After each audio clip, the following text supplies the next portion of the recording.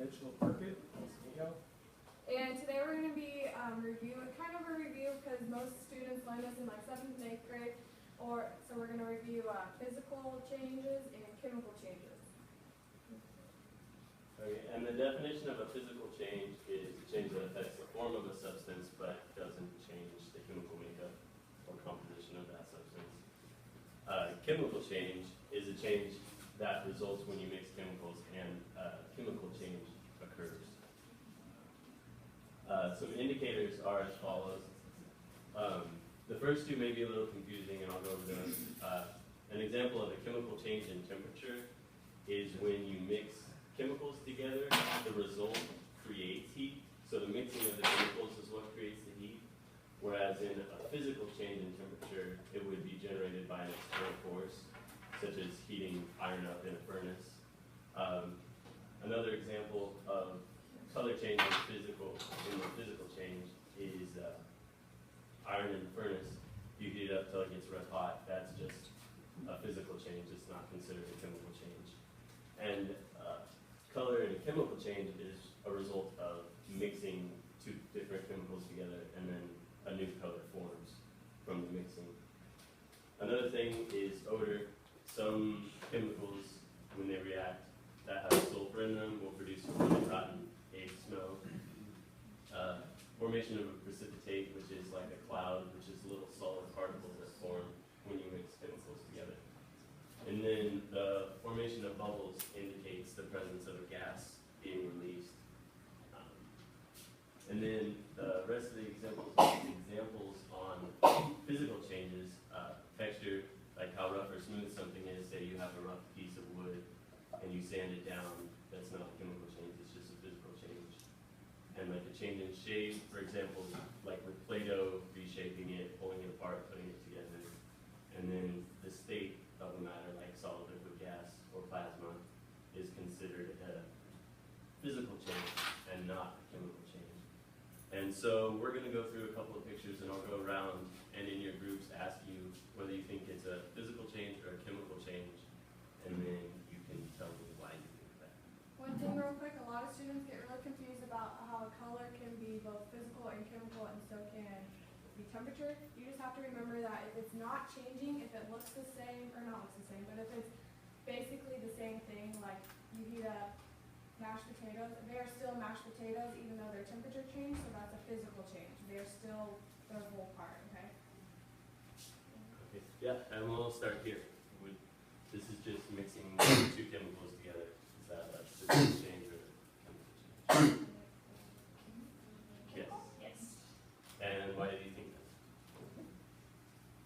Well, Changing what it is. Formation of the And then like making something new it looks like inside. So Yeah. it has to have like a chemical reaction. So the chemicals of the substances have to be reacting with each other to make the color. Yeah, and that is precipitate and the color change, so that would indicate a chemical reaction.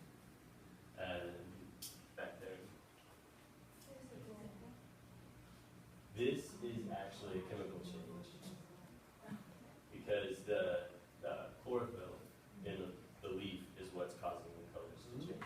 So the leaf itself, like this is just showing like multiple leaves so you can get a sense of the color change.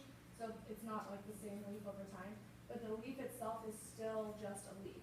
But it's the chloroform inside the leaf that is changing, which is causing the color change. Yes. So it's a chemical change. So you guys?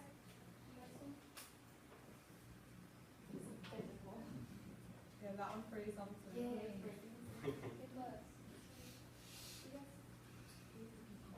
Chemical.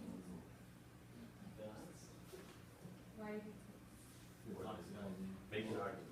The chemicals, like, there's oxygen reacting with the oxygen thing, so it's changing. Oxidizing. Yeah, it's oxidizing. Exactly. Yeah. So- Yeah. No, we have some more. All the way in the back, you guys? Chemical. Why do you think chemical? Because the two are reacting together. Alright, and then another indicator is that a gas is forming. Yep, exactly.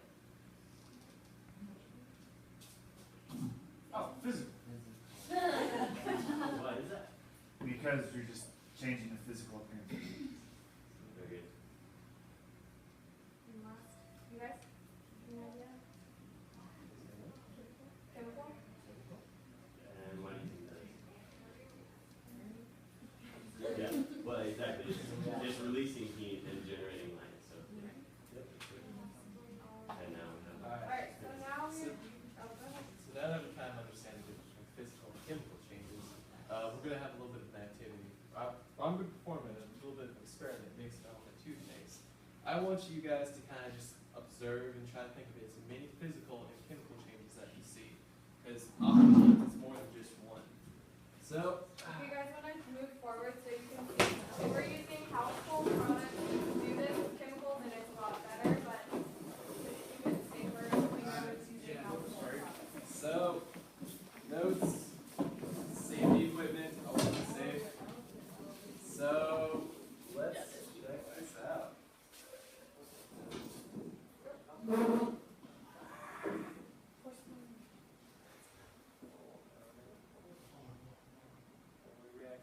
Peroxide.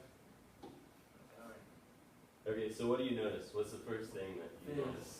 Fizzing, That's which is chemical what, chemical, cause Yeah. it's a, reaction. What? what's making it, What does it what's indicate? making What it if gas, it's- it's yeah. water. Exactly. Gas, there it Reaction is. of a gas. Formation of the gas, lawful. Any other thing? Anything Color that stayed the change, that's same? physical. Color changes physical, Yeah. yeah. Yeah, Put a from- little bit of dye in there and it just shows itself. It's not actually, like, it's It's not really just changing, mixing it's the more like colors diluting, together. but the color is a physical. Although sometimes it is a chemical change. In this situation now, it's mainly just mixing two substances together. Is it still It's still kind more of liquid, or is it getting harder? No, it'll just stay liquid. It won't get hurt, and usually, if you use the real chemicals, you'll see a gas coming off the top as well, and that's another indicator that it's a chemical reaction. Like, I'm not sure.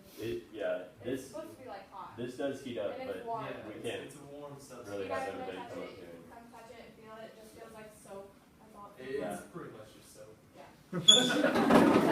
It's just Yeah, Don't eat it, yeah. So we had our kids on but it should be. Tuesday wanted to eat. Yeah. Yeah, we So, will. Kids will eat it. Yeah. Yeah, but don't eat it. It'll taste like soap and. What did you guys do? What caused that reaction? Okay, so we had, So what we're reacting is yeast and peroxide. Yeah. What's going on is the chemical like yeast combines with peroxide in such a way it would release a gas, and this gas comes out in the form of bubbles because of the soap above it. So the mix between peroxide and yeast creates a gas because of a chemical change, and then causes a physical phenomenon of expanding of the foam.